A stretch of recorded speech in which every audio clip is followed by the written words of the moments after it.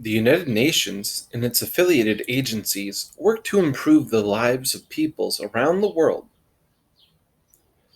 Some of the many issues the United Nations and its component bodies focus their attention on are child survival and development, environmental protection, women's rights, education for all, access to healthcare, alleviation of poverty, and economic development.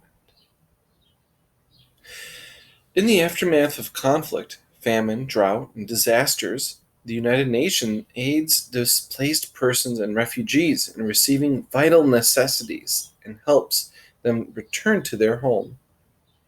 The UN clears landmines, repairs community infrastructures, and provides help to rebuild shattered economies.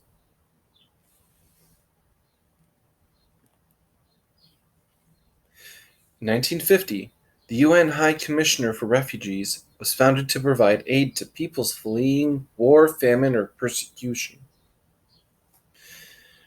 This Commission for Refugees assists refugees and displaced persons by providing basic human necessities like food, shelter, medical care, and education.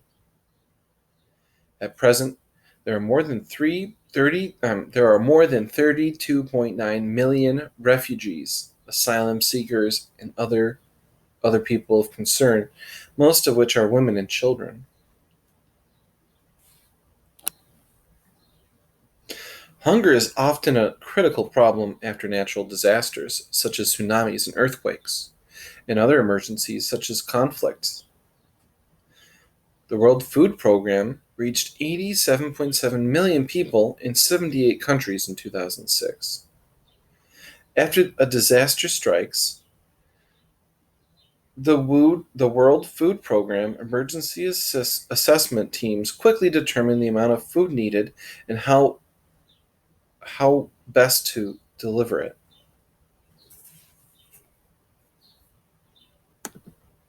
Ships, trucks, and planes carry grain, cans of cooking oil, and tinned food throughout the world.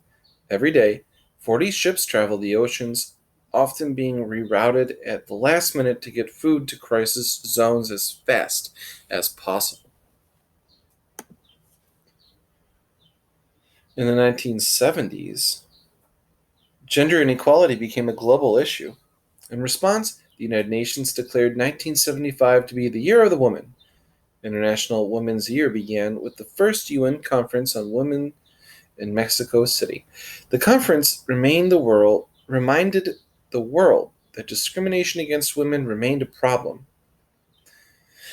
The three primary objectives for the conference were full gender equality and the elimination of gender discrimination, the integration and full participation of women in development, and an increased contribution by women in the strengthening of world peace.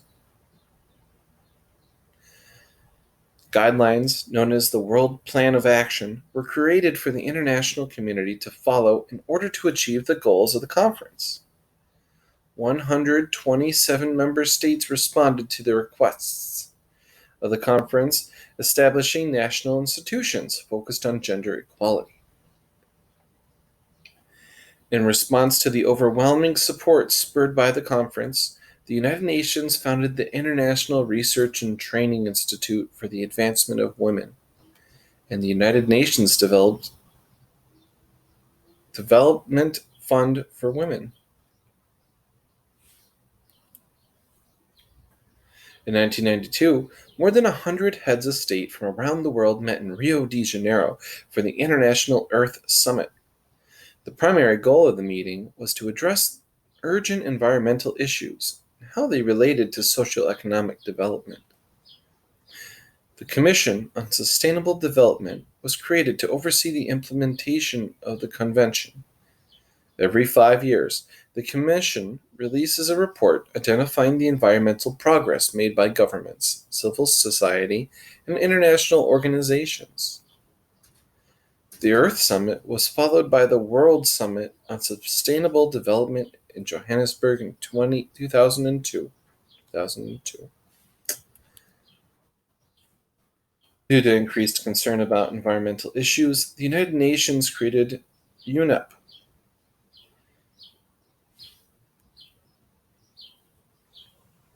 Its mission is to provide leadership and encourage partnership in caring for the environment by inspiring, informing, and enabling nations and peoples around the world to improve their quality of life without compromising that of future generations.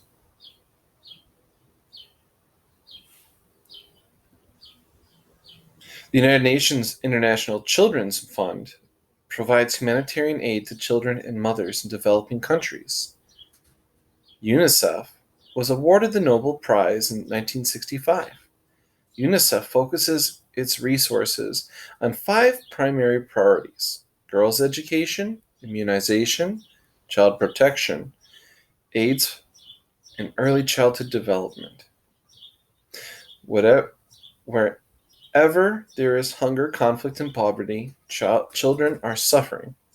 UNICEF is responsible for protecting the interests of these children. Here's our discussions for today's quick video.